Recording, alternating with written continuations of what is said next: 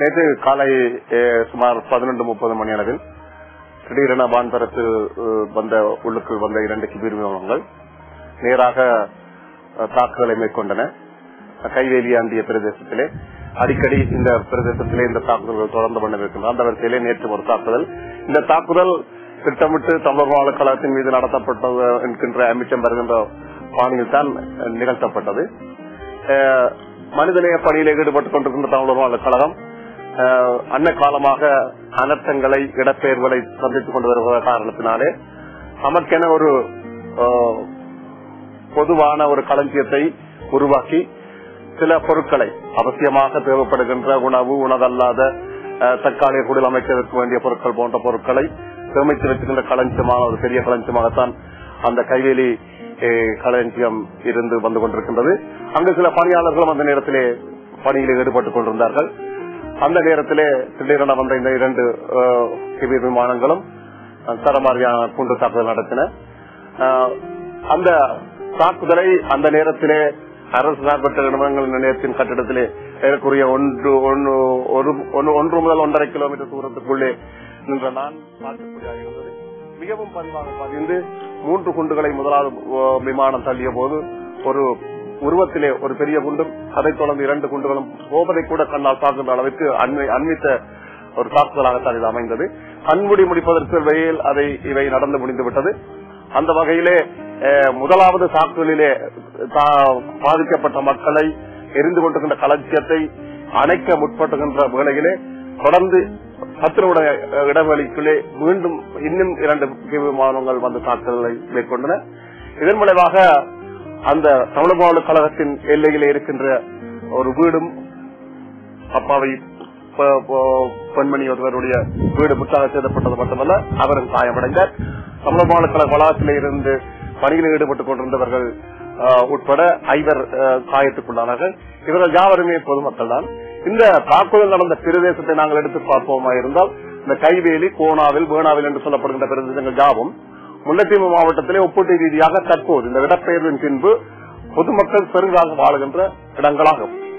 ஆகவே இந்த தாக்குதலினாலே பாரிய பாதங்கள் ஏற்பட்டிருக்கின்றன, பாதிப்புகள் ஏற்பட்டிருக்கின்றன. எங்களுடைய மனிதநேய பணியிலே ஈடுபட்டுக் கொண்டிருக்கின்ற நிறுவனங்களுக்கு இது தொடர்ச்சியான ஒரு அச்சுறுத்தலாக இருந்து வந்து கொண்டிருக்கின்றது. ஏறக்குறைய உங்கள் அனைவருக்கும் தெரியும், சென்ற வருடத்திலே ஆக்சன் பாம் என்கின்ற ஒரு நிறுவனத்தின் போது மீதும் கிழக்கிலே இந்த இப்படிப்பட்ட தாக்குதல் மேற்கொள்ளப்பட்டது.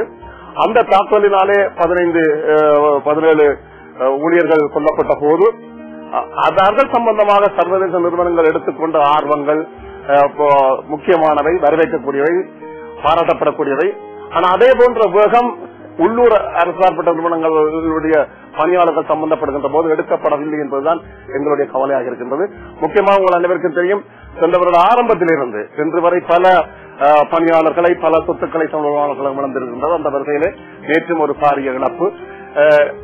ஏற்கனவே கணக்கு முடக்கப்பட்டு எங்களுடைய பலங்கள் குன்றிய நிதி வளத்திலே பார்க்கின்ற போது மிகவும் நலிந்து மெலிந்திருக்கின்ற நாம் ஏதோ ஒரு வகையிலே மிச்சப்படுத்திய பணத்தை வைத்துக் கொண்டுதான் இந்த களஞ்சியத்தை உருவாக்கி இருந்தோம். திடீரென ஒரு அனர்த்தம் ஏற்படும் போது வருகின்ற மக்களுக்கான தற்காலிக குடில் அமைப்பதற்கான கிடுகுகள் உட்பட, பல்லாயிரக்கணக்கான கிடுகுகள் உட்பட, உணவுப் பொருட்கள், உணவல்லாத பொருட்கள், இவற்றைத்தான் களஞ்சியத்தை அமைத்து வச்சிருந்தோம். இவை யாவுமே முற்றாக அளிக்கப்பட்டு விட்டன. மறுபக்கமாக பாடசாலை மாணவர்கள் கூட பலர் மயங்கி விழுந்ததை காணக்கூடியதாக இருக்கின்றது.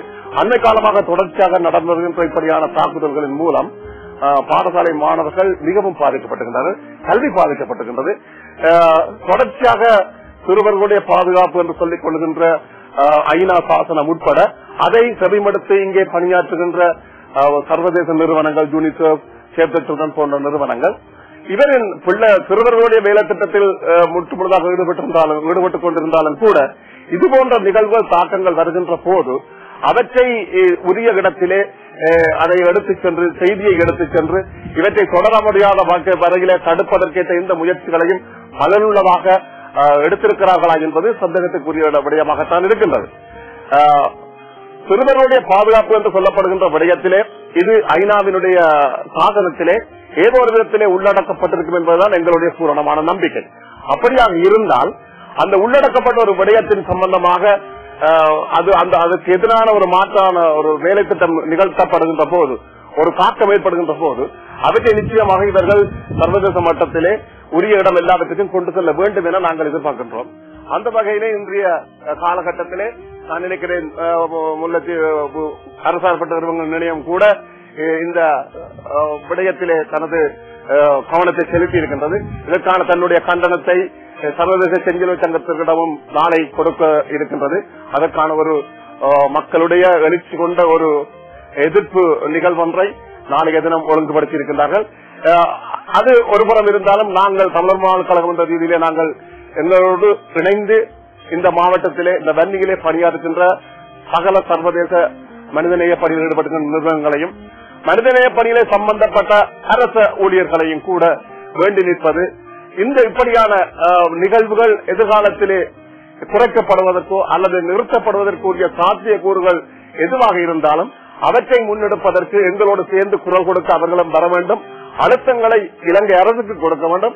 அதே நேரத்தில் இந்த விளைவுகள் சம்பந்தமான தாக்கங்களை ஒரு நீண்ட காலத்திலே இதை நாங்கள் விட்டுக் கொள்கின்ற போது எங்களுடைய இளைஞர் சமுதாயமே முற்றுமுழுதாக பாதிக்கப்படுகின்ற ஒரு தன்மை உருவாகின்றது. ஆகவே அப்படி ஒரு இளைஞர் சமுதாயம் பாதிக்கப்பட்ட பின்பு மனிதத்தை பற்றி நாங்கள் கதைப்பது என்பதோ மனிதம் என்கின்ற பதத்திற்கு அர்த்தத்தை தேடிக் கொண்டிருப்பதோ ஒரு பயனற்ற ஒரு சொல்லாக அமைந்துவிடும் என்பதுதான் எங்களுடைய கருத்து.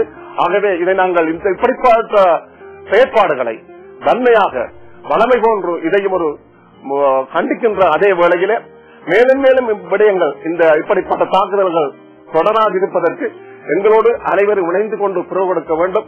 இதை செவிமடுக்கின்ற இந்த நிகழ்வை எங்களுடைய இந்த செய்தியை கேட்கின்ற எங்களுடைய புலம்பெயர் மக்களும் கூட தங்களால் இயன்ற வகையிலே தங்களுடைய எதிர்ப்புகளை தாங்கள் வாழுகின்ற இடங்களிலே இருக்கின்ற அரசுகளுக்கு அறிக்கைகள் மூலம் மகஜர்கள் மூலம் கொடுப்பதன் மூலம் சர்வதேச ரீதியிலே ஐக்கிய நாடுகள் சபை மட்டத்திலே இந்த பிரச்சனையை மீண்டும் ஒரு முறை எடுத்து இப்படிப்பட்ட விடயங்கள் தொடர்வதற்கு காரணமாக இருக்கின்ற நிதி வளங்களை, அதாவது இலங்கை அரசு இன்னமும் சர்வதேசத்திடம் இருந்துதான் பாரிய நிதி வளங்களை பெற்றுக் கொண்டிருக்கின்றது.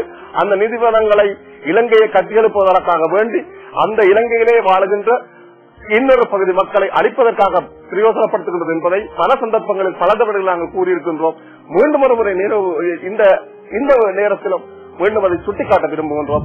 அவர்கள் இதை கவனத்துக்கு எடுத்து இப்படிப்பட்ட தாங்களோடு கொடுக்கின்ற நிதிகள் இவ்வாறு திருப்பப்படுகின்ற காரணத்தினாலே இங்கு செய்கின்ற உதவிகளை மட்டுப்படுத்தியோ அல்லது நிறுத்தியோ ஒரு அழுத்தத்தை இலங்கை அரசுக்கு கொடுப்பதன் மூலம் இதை மாற்றி அமைப்பதற்கு இப்படிப்பட்ட நிகழ்வுகள் தொடராதிருப்பதற்கு ஒரு வழிகோல முடியும் என்ற நம்பிக்கையில தான் நாம் இன்று இருக்கின்றோம். நாம் இன்றைய நிலையிலே இதைத்தான் நாங்கள் எதிர்பார்க்கின்றோம் எல்லோருடன் இருக்கும்.